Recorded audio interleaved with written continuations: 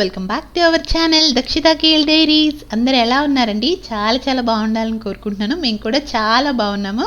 Welcome to Melaka series. మెలాకాలో చాలా వ్లాగ్స్ అయితే వచ్చేసాయి కదండి మన ఛానల్లో. మీకు అన్నీ నచ్చాయి అనుకుంటున్నాను. మరొక మంచి వ్లాగ్ అయితే మీ ముందుకు వచ్చేసాము. వెనకాల చూస్తున్నారు కదా, పెద్ద బోట్ కనిపిస్తుంది. అది వచ్చేసి మ్యూజియం ఆఫ్ సముద్ర అనమాట. సో సముద్రంలో ఉన్న పడవలు, వాటి విశేషాలు అన్నీ కూడా ఆ మ్యూజియంలో పెట్టారు. ఇక్కడైతే మార్నింగ్ వచ్చామన్నమాట. సో ఇక్కడ వెనకాల చూడండి, చిన్న వాటర్ అదంతా ఉంది. మినీ సైజ్ హార్బర్లా ఉందన్నమాట. పెద్దదేం కాదు, కాకపోతే అలా వాటర్ పెట్టేసి దాని ఎదురుగానే ఈ మ్యూజియం ఆఫ్ సముద్ర ఉంది. సో లొకేషన్ అంతా బ్యూటిఫుల్గా ఉంది కదా, బాగా వేడిగా కూడా ఉందండి. ఆల్మోస్ట్ ఒక 11-12 అవుతుంటుంది అనమాట. మధ్యాహ్నంగా అట్లా వచ్చాము. ఇక్కడ చక్కగా ఒక చెట్టు ఉంది చూడండి, ఎంత గ్రీనరీగా ఉందో. అక్కడ నిలబడుకున్నాం అనమాట. బాగా అలసిపోయి వచ్చాము. ముందే అక్కడ అంతా తిరిగేసి వచ్చామన్నమాట. అందుకని ఫుల్ ఇంకా లొకేషన్ కూడా బాగుంటే నేను, దుర్గేష్ గారు, దక్షి కొన్ని మంచి మంచి ఫొటోస్ అవన్నీ తీసుకుంటున్నాము. ఇప్పుడైతే లోపలికి వెళ్ళిపోతున్నాము అనమాట. సర్కిల్ రొటేట్ అవుతున్నట్టు అటు నుంచి ఇటు వచ్చామన్నమాట. పెద్ద ఒక సర్కిలే ఉంది అక్కడ రావడానికి. భలే ఉంది కదా, బయట నుంచి మొత్తం అంతా కూడా పెద్ద పడవ, యాజ్ ఇట్ ఈస్ రియల్ పడవ లుక్ తీసుకురావడానికి ఆ వైర్లు పైన అవన్నీ తీగలు అవన్నీ కూడా అట్లే పెట్టేశారు చూడండి. ఇప్పట్లో అంటే టెక్నాలజీ ఉండేసి మోడర్న్గా ఉండేసి అవంతా ఏం లేదనమాట. పెద్ద పెద్ద క్రూజ్ అవన్నీ ఉన్నాయి. అప్పట్లో అలాగే ఉండేవి కదా, తెరలు తెర చేపలు అనేవాళ్ళు. ఈ మెయిన్ ఏంటంటే ఈ మెలాకాలో ఎక్కడికి వెళ్ళినా ఈ రిక్షాలండి బాబు. అసలు ఎట్టు చూసినా రిక్షాలే అనమాట. చక్కగా వాళ్ళకి డిజైన్ చేసేసి అట్లా ఒక మ్యూజిక్ వేసి అట్లా రోడ్డు మీద అంతా తిప్పుతున్నారనమాట. దాని గురించి కూడా సపరేట్గా ఒక వ్లాగ్ చేశాను. తప్పకుండా వెళ్ళి దీని ముందు పోస్ట్ చేసిన వ్లాగ్స్ అయితే మన ఛానల్లో ఉన్నాయి. మెలాకా సిరీస్ తప్పకుండా అవన్నీ కూడా చూసి ఎంకరేజ్ చేస్తారనుకుంటున్నాను. ఇప్పుడైతే వీడియో నచ్చితే ఒక లైక్ చేయండి. సో దట్ మనం వీడియోలోకి వెళ్ళిపోదాము.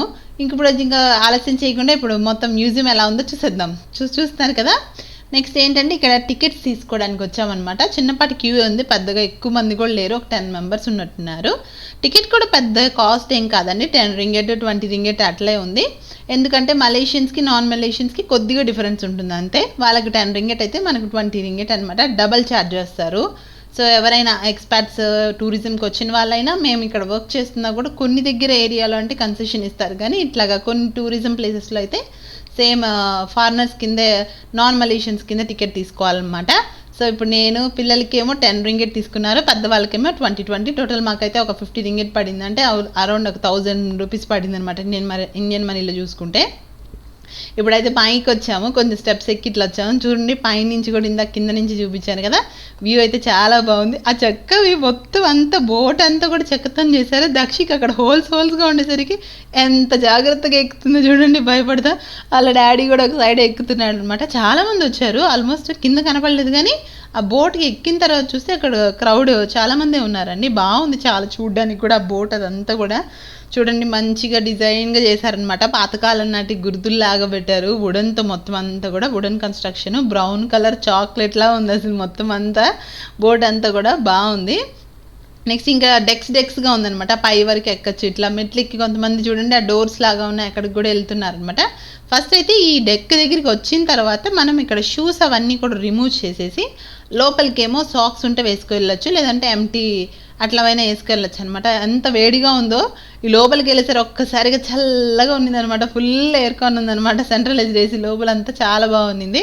సో పైకి ఎక్కేసి ఫస్ట్ పైన అవుట్డోర్ వ్యూ అంతా ఎలా ఉందో చూసేసామన్నమాట.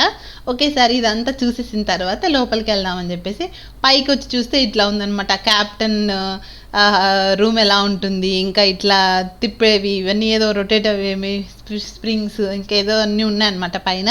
నెక్స్ట్ ఇంకా లోపలికి వెళ్ళిపోదామని చెప్పేసి ఇప్పుడైతే ఇంకా షూ అది రిమూవ్ చేస్తూ ఉన్నారనమాట దుర్గేష్ గారు, దక్షి ఇక్కడ కూర్చొని.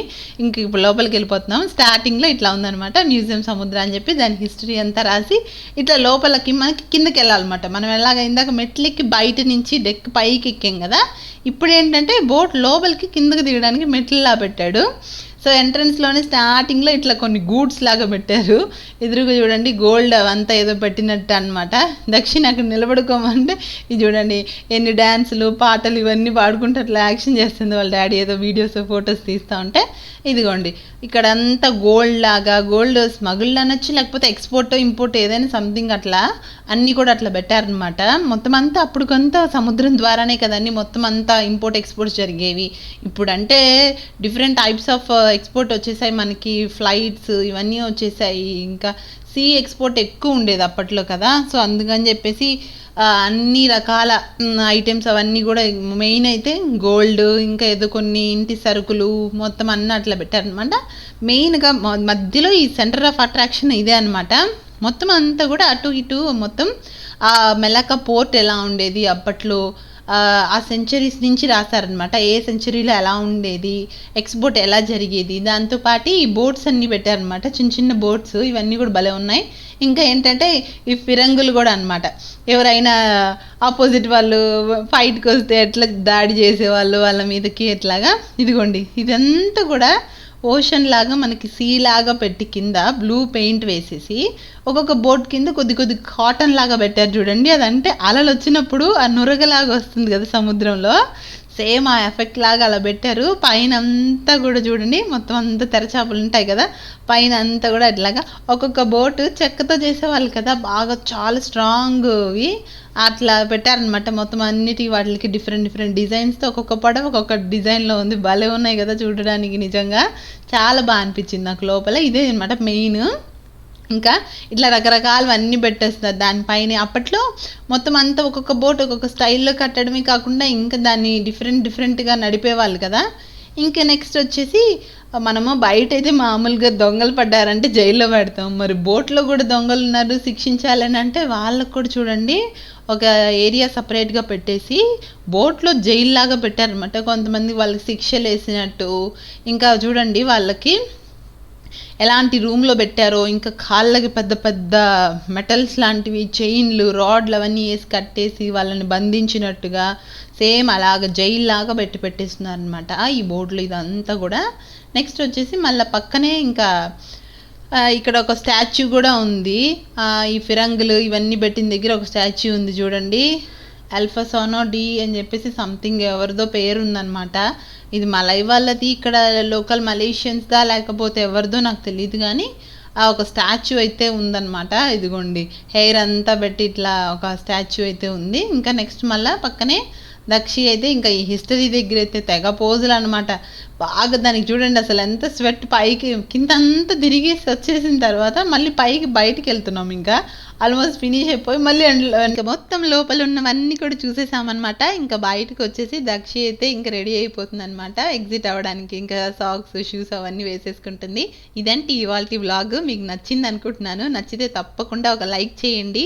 మీకు నచ్చితే తప్పకుండా మీ ఫ్రెండ్స్ అండ్ ఫ్యామిలీతో షేర్ చేయండి. ఇంకా ఎవరైనా మన ఛానల్ అయితే సబ్స్క్రైబ్ చేసుకోకపోతే తప్పకుండా మమ్మల్ని అయితే సబ్స్క్రైబ్ చేసుకోండి. ఇంకా మరెన్నో మలాకా వీడియోస్తో మీ ముందుకు వచ్చేస్తాము. So subscribe Dakshitha KL diaries. Thank you so much for watching. See you in the next video. Bye bye. Like, share, subscribe. That's the killer is.